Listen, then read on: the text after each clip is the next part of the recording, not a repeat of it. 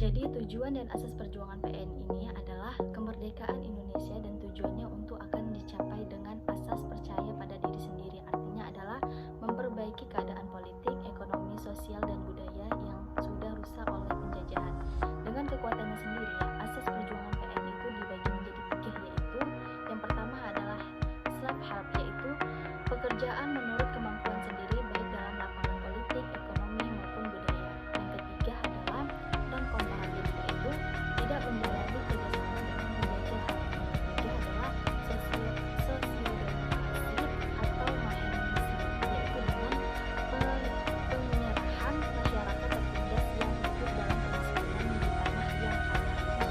Ketiga asas itu kemudian dipakai sebagai prinsip PNI dengan ketua PNI adalah usaha PNI ini dalam mencapai tujuan PNI, yaitu insinyur Soekarno selalu memperingati sebagaimana bangsa Indonesia bersatu dalam satu organisasi supaya tidak dapat dipatahkan.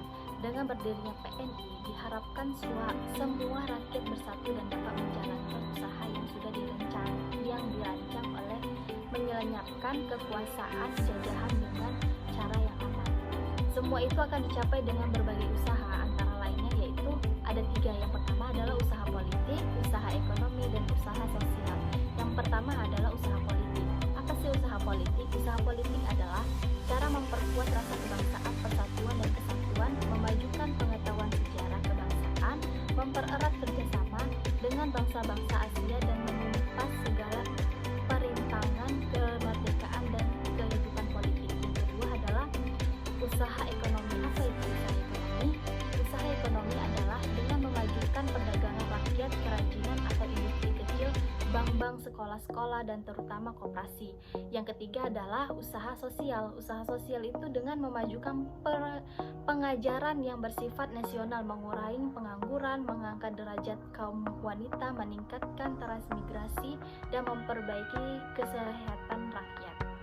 Pengaruh PNI dalam usaha mempersatukan kekuatan Indonesia adalah tidak hanya dalam organisasi politik saja, tetapi juga dalam pergerakan pemuda.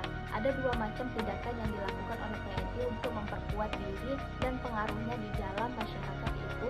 Yang pertama adalah kedalaman, mengadakan usaha-usaha terhadap dan untuk melindungi sendiri, yaitu mengadakan kursus-kursus, mendirikan sekolah-sekolah, bank-bank, dan sebagainya. Yang kedua adalah keluar itu adalah memperkuat opini publik terhadap tujuan PNI, antara lainnya melalui rapat-rapat umum dan menerbitkan surat-surat kabar dan periangan atau di Bandung dan Persetoran Indonesia di Jakarta. Kegiatan PNI ini yang dengan cepat dapat menarik massa itu sangat mencemaskan pemerintah kolonial. Meskipun mendapatkan peringatan halus dari kolonial, cabang-cabang PNI tumbuh di seluruh Indonesia. Tujuan cabang pertama adalah di Bandung, Jakarta, Yogyakarta, Surabaya, Malang, Pekalongan, dan Palembang. Pada tanggal 18 sampai tanggal 20 Mei 1929 diadakan Kongres PNI yang ketuanya di Jakarta dan mengambil keputusan sebagai berikut. Yang pertama adalah di bidang ekonomi. Di bidang ekonomi atau sosial, mengoyot perkembangan Bank Nasional Indonesia, mendirikan koperasi-koperasi, stadion Ford, dan fond korban atau Partijo Force dengan disebut dengan untuk semua anggota-anggota yang kena tindakan pengamanan pemerintah dan sekitar-sekitar sekerajat, dan didirikan sekolah-sekolah dan rumah sakit. Yang kedua adalah bidang politik, mengadakan hubungan dengan Perhimpunan Indonesia atau PNI. Di negara Belanda memiliki PNI sebagai wakil PPKI di luar negeri.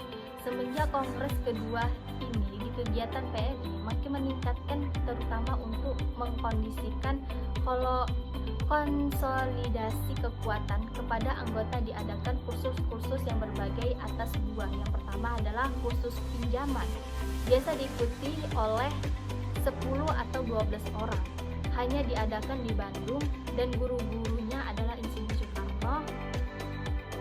Yang kedua adalah kursus biasa di daerah-daerah yang diadakan oleh kursus commission, di mana pelajaran diberikan secara sederhana dan mudah dimengerti. Bubarnya PNI, kemajuan yang diperoleh PNI dalam usaha membawa rakyat untuk memperoleh kemerdekaan telah mengkhawatirkan orang-orang Belanda di Indonesia yang kemudian membentuk suatu organisasi bernama Vaderlation Club tahun 1929 yang mendesak pemerintah segera pengambilan tingkatan tegas terhadap PNI. Pada tanggal 16 Agustus 1929 mengeluarkan ancaman-ancaman terhadap PNI.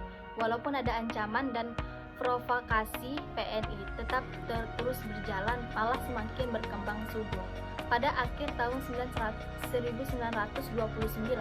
tersisa kabar yang bersifat provokasi bahwa PNI akan mengadakan pengemberontakan pada awal tahun 1930. Mereka sudah dihukum sebab oleh hakim dengan anggapan yang pertama adalah sudah ikut pada suatu perkumpulan yang bertujuan hendak melakukan kejahatan.